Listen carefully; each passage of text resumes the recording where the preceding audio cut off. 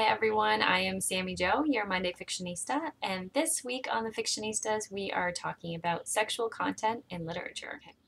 Everybody's perception of sex is different. What's taboo for one person is a regular Saturday night for anybody else.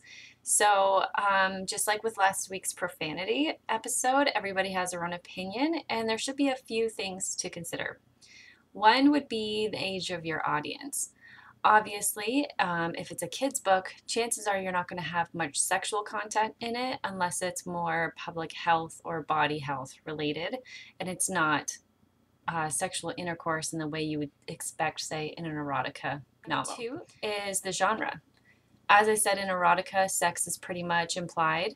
There might be more so sexual acts than sex, depending on what the book is about, what the characters are doing, and that sort of thing. But if it's erotica, you're expecting sex to be in there. If it's for fiction or adult fiction, that sort of thing, sort of what I'm writing, then sex would be in it as well, but it might be something that you would expect to be more plot driven. So if you're trying to have your characters save the world and all of a sudden they stop out of nowhere and have sex, it's kind of out of place. So you want to make sure that it makes sense for the genre that you're writing in. Even if it's sci-fi, something like that, usually sex has to have some sort of purpose to it and not just two bodies mashing into each other. And three, which I think is a whole controversy on its own, is the terms that you use.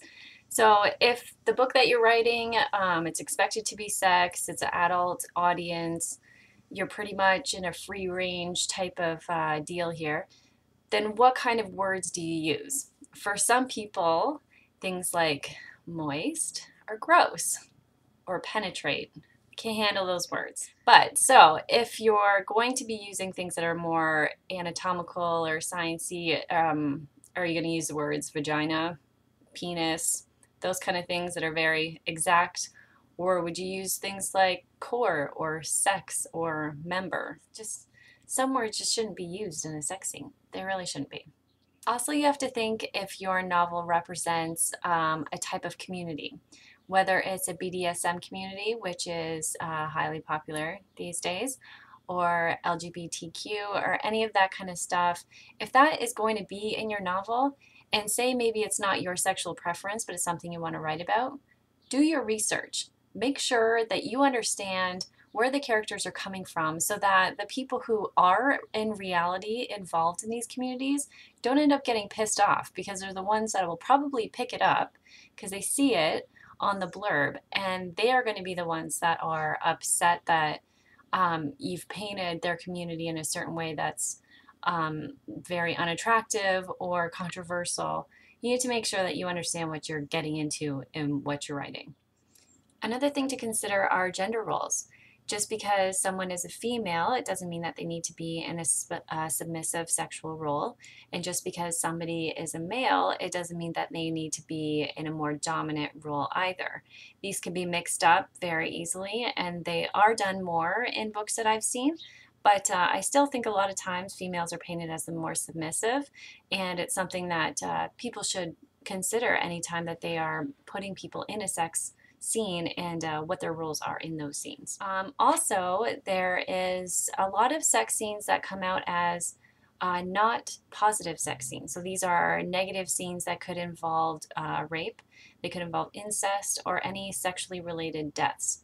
A lot of times still I do see that sex trade workers are used as people who die in mysteries and stuff like that, the throwaways of society, and that's just what they do. They're easy to get rid of.